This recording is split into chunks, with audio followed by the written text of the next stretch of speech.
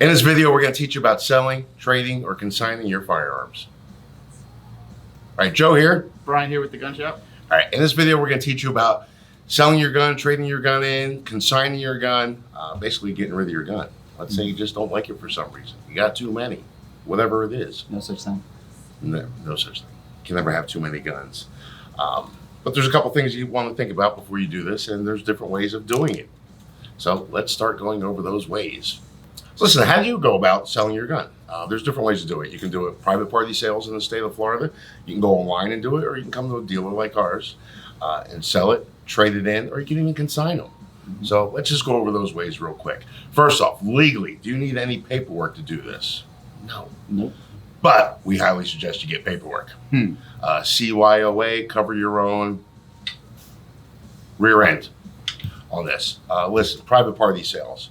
Yes, you can legally do it down here. There's no registration of firearms in the state of Florida, despite popular belief. There's no registration.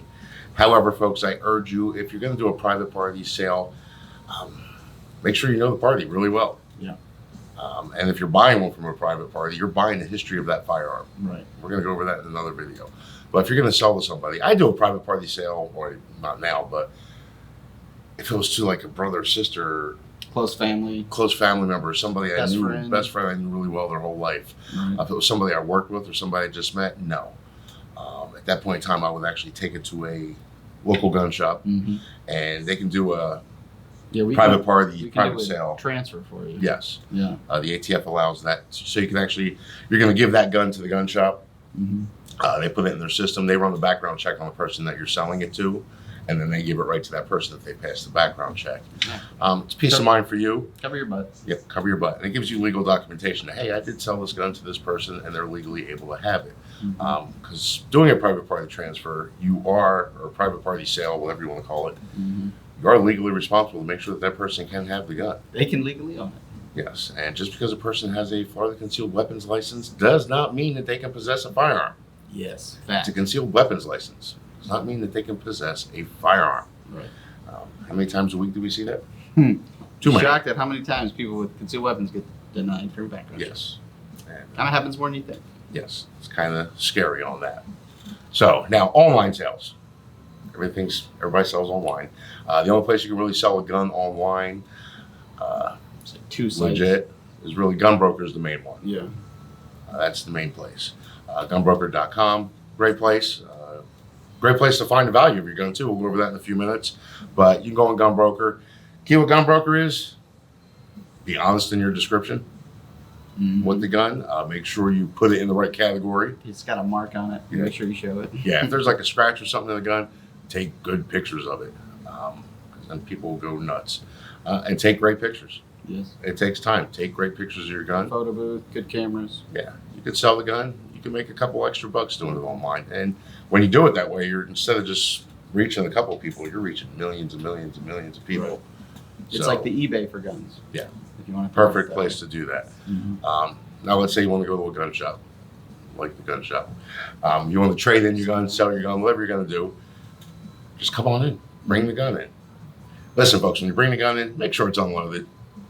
First and foremost, clear it. Yes. Clear that gun. Or if you don't know how to clear it, which does happen, please just let us know. Tell us, hey, we don't know what the condition of this gun. We're going to check it anyway, but don't just pull it out of the box and, hey, will you check out this gun? We have signs everywhere. Yes. Which people don't read because those people pull out loaded guns. The reason we say that, we get a lot of people that come in the States and everything else like that. Yeah. Unfortunately, like a family member would die. They find guns in the house and we'll come in with guns and they have no clue what they're doing with them. That's okay. Just let us know. That's fine. Tell us. We'll go out to the car and get it for you. But don't just come in waving guns at us and our customers and everything else. It's no bueno. Right. So coming to the gun shop or any gun shop that you find, hey, you want to sell this gun? What do they need to bring us a gun, Jim? Driver's license. We just need some kind of government ID. Yep, that's it. It's going to have your name and address, photo. That's all you need.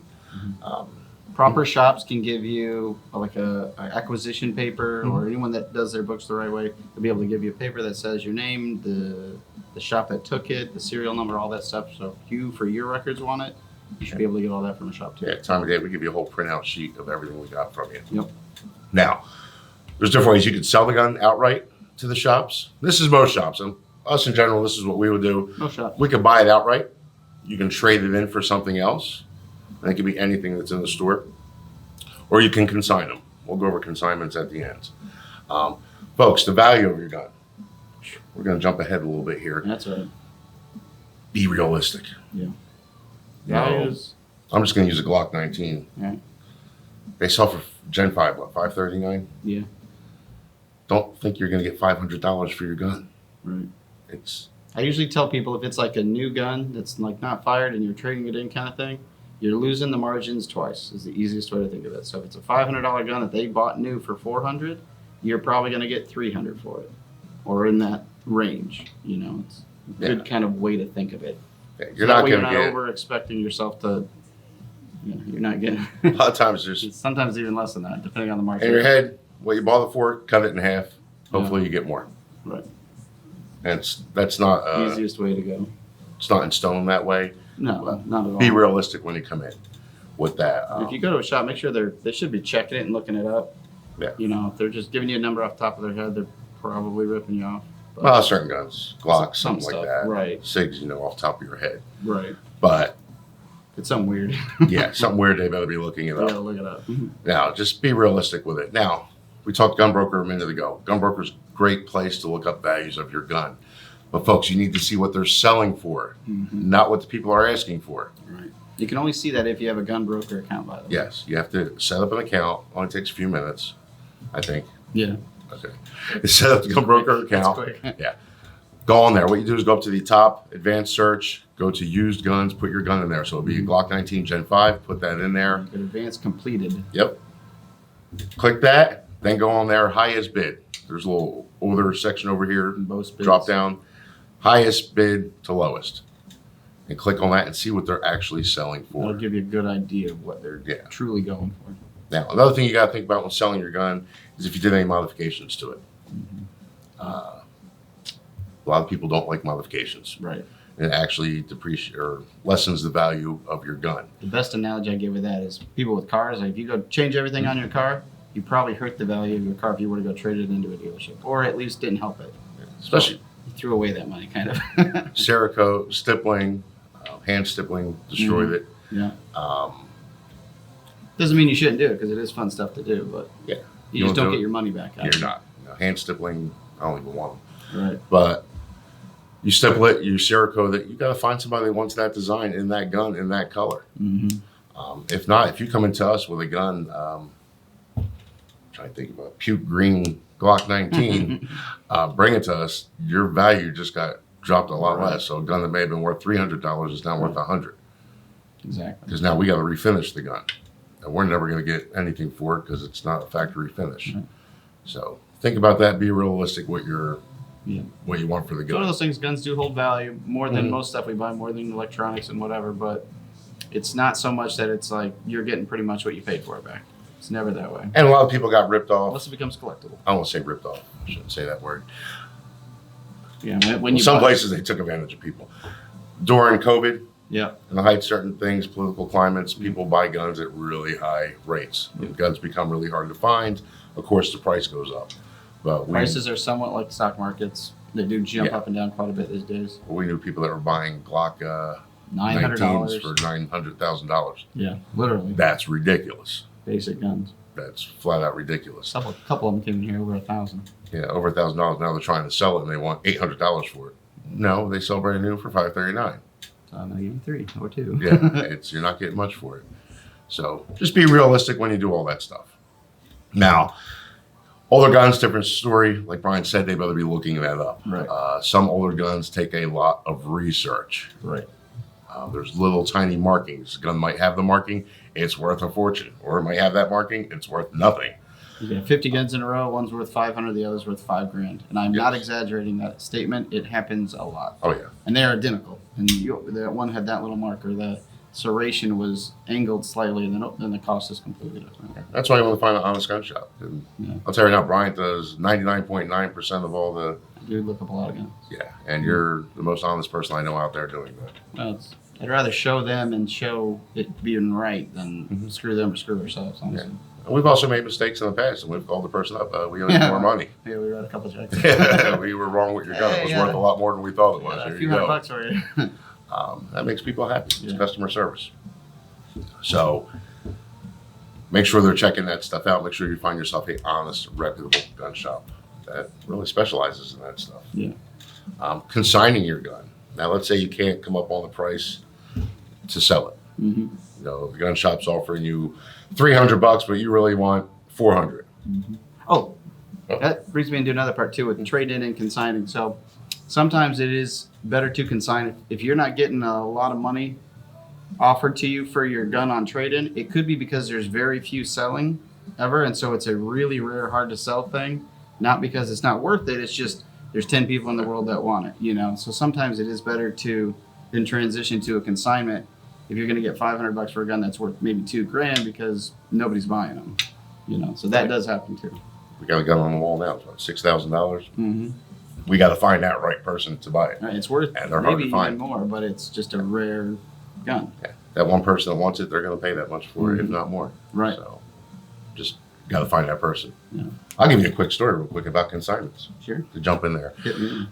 When we had the other shop over in Lakewood Ranch, we guy brought in a gun that he consigned at another local shop. Gorgeous Colt. Okay. I don't know if you remember that one. Story. It was in a display box, everything. It was supposed to never come out. Colt sold it in that box. This was a gun that was supposed to just stay in that box. 1911. Gorgeous. He wanted to get rid of it. So fortunately, it was a gorgeous gun, but it wasn't worth a ton of money. Right. So he took it to this other shop. It sat there for like 6 or 8 months. Mm. He's all upset. He goes to pick the gun up. He's PO'd. He looks at the gun. He can tell it was taken out of the box and it's scratched. Ooh. Not only was it scratched, they used it. They were renting it out. I did not hear this story. This is a good story. They were renting the gun out. You can tell me off camera which shop that Yes, they were renting the gun out for people to use in the range. was. Wow. That was like a 1911 or something? Yes. Unfired, crazy 1911. That's pretty bad. And the grips you weren't supposed to touch. Yeah. Because it was real animal Like a skin. shadow box type Yeah. gun, right? So this guy's like up to here. Now he's pissed. And I think they had the gun for, I can't remember the number, $1,800 or something like that. Okay. So now I had this scratch on the display side. So I'm like, what do you want us to do? So now we took the gun, we cleaned it. We didn't go crazy. Yeah. We You just gotta be cleaned it. careful. Somebody fired it. Yeah. Took some awesome photos of it. We were honest in the description. Yeah. Hey, this gun has been fired. It got shot. We took a picture of that scratch. And we blew that scratch up. When you saw it on the screen, it looked like it was that huge. It was really only like that. Right. But for me, that would tick me off. 3 days, we sold it, I think, for $4,800. Whoa. We found that one Imagine buyer what you for would it. have got that If it didn't have that scratch, Scratch. imagine what he would have got. Yeah. Or was shot. So, again, you make sure you find the right shop. Now, jump back in the consignment. So, okay. No, I'm sorry, this has been going through my head. Consignment, basically, you're giving the gun to a gun shop. They're going to sell it, and then they're going to take a percentage of it. Right. Percentages vary. I've heard as low as 15% up to 30%. Mm-hmm. So, now, with that, folks, There's everybody's like, reasons well, for that too. yes. Big reasons. Yes, like the story I just told you. Big reasons. The places that are going to put it down for 15%, the ones in my experience, they're the ones that are going to take that gun from you, throw it on their shelf, and that's it. Mm-hmm.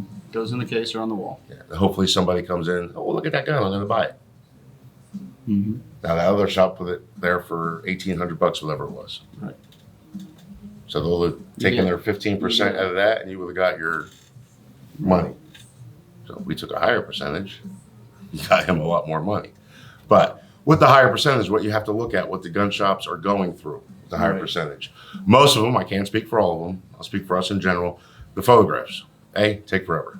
They do To take get done. forever to get proper photos. Yes, get it done the right way, document everything the right way.